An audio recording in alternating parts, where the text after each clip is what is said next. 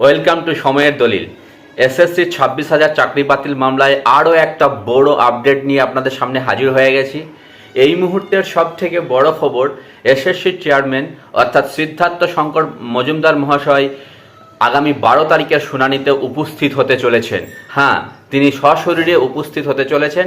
এখনও পর্যন্ত যা খবর, তিনি এসএসসির চেয়ারম্যান নিজে সশরীরে উপস্থিত থেকে সেই শুনানির হাল হকিকত দেখবেন এবং কোর্টকে অবহিত করবেন। তবে এখানে প্রশ্ন একটা থেকে যাচ্ছে, তিনি কোর্টে উপস্থিত কী জন্য থাকছেন?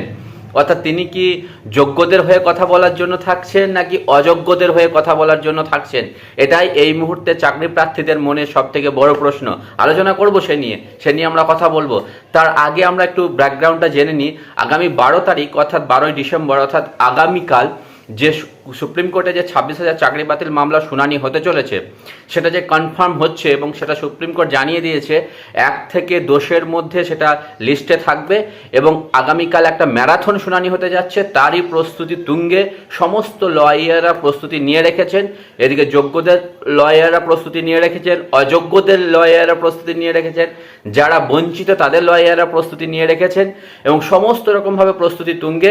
তারই মাঝে শোনা যাচ্ছে এসএসসি চেয়ারম্যান সিদ্ধার্থ শঙ্কর মজুমদার মহাশয় তিনিও কোর্টে উপস্থিত থাকবেন। তাহলে কি প্রস্তুতি একদম পুরোপুরি কমপ্লিট হয়ে গেছে? তাহলে তিনি কাদের হয়ে কথা বলবেন? সিদ্ধার্থ শঙ্কর বাবু যিনি উপস্থিত থাকবেন এসএসসি চেয়ারম্যান, তিনি কাদের হয়ে কথা বলবেন? তিনি কি যোগ্যদের হয়ে কথা বলবেন, অযোগ্যদের হয়ে কথা বলবেন, নাকি তিনি একটা মিডিল পন্থা অবলম্বন করবেন? যা দেখা যাচ্ছে, তাকে এই মুহূর্তে যোগ্যদের বাঁচাতে গেলে সেগ্রিগেশনের দিকে মনোযোগ দিতে হবে। অর্থাৎ কারা যোগ্য কারা অযোগ্য সেই লিস্ট কোর্টের হাতে তুলে দিতে হবে এবং কোর্টকে বলতে হবে কারা যোগ্য কারা অযোগ্য, কারা সাদা খাতার জমা দিয়ে চাকরি করছে, যারা প্রকৃত অর্থে যারা পরীক্ষা দিয়ে পড়া করেও কারা বঞ্চিত আছে এবং কারা প্রকৃত অর্থে জেনুইন চাকরি করছে, সেই লিস্ট এসএসসিকে কোর্টের কাছে তুলে দিতে হবে। কোর্টের কাছে যদি তুলে না দেয় তাহলে কিন্তু আবার সেই রায় পুরনো রায় বহাল থাকতে চলেছে। অর্থাৎ 26,000 চাকরির বাতিল মামলায় যে রায়টা হাইকোর্ট দিয়েছিল, অর্থাৎ হাইকোর্টের স্পেশাল বেঞ্চ দিয়েছিল, সেই রায়টাই কিন্তু বহাল থাকতে চলেছে যদি সেগ্রিগেশন না করেন। তবে এখনও যা খবর পাচ্ছি, বিভিন্ন প্রতিনিধিরা এসএসসি চেয়ারম্যানের সাথে দেখা করেছেন, যোগ্য জেনুইনদের প্রতিনিধিরা দেখা করেছেন, যোগ্য বঞ্চিতদের প্রতিনিধিরা দেখা করেছেন এবং তাদেরকে তিনি আশ্বাস দিয়েছেন যে না, তিনি প্রকৃত যেটা করার প্রয়োজন তিনি সেই অনুযায়ী পদক্ষেপ নেবেন, অর্থাৎ তিনি সেগ্রিগেশনের দিকেই মনোযোগ দেবেন।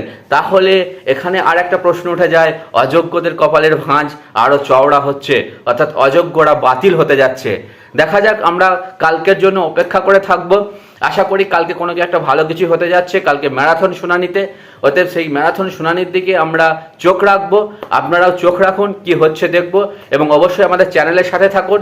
সর্বপ্রথম আপডেট আমরাই দিয়ে দেবো চ্যানেলের মধ্য দিয়ে, তাই আপনারা সাবস্ক্রাইব করুন এবং চ্যানেলের সাথে থাকুন। দেখা যাক কালকে এসএসসি চেয়ারম্যান কোন পথে এগোয়। ধন্যবাদ সকলকে।